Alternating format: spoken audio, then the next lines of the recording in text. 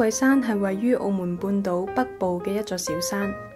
喺葡萄牙統治澳門期間，有非裔葡萄牙軍隊駐紮喺此地，因為多數都係黑人，所以稱其為黑鬼山。該山真名其實係蓮峰山，高62米，東西臨海，南望澳門，北朝內地。喺蓮花徑嘅盡頭，突兀拔起，宛如花球。山有多奇石，千形百態。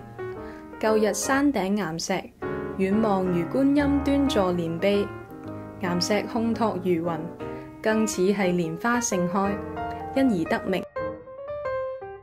而西南山腳則有簽訂中美望廈條約嘅望廈村，故亦稱望廈山。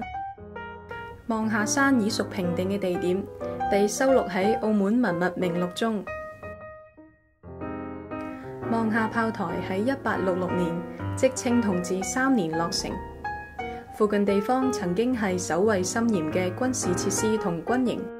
1974年，駐澳門嘅葡萄牙駐軍奉召回國，軍營即告荒廢空置。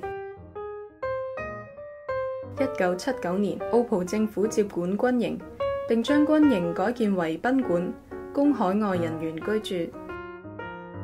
1995年，更變用途為澳門旅遊學院嘅實習單位。1997年6月，澳門市政廳開闢山徑通道，將山區重整為望廈山市政公園，成為民眾休閒遊憩嘅旅遊觀光場所。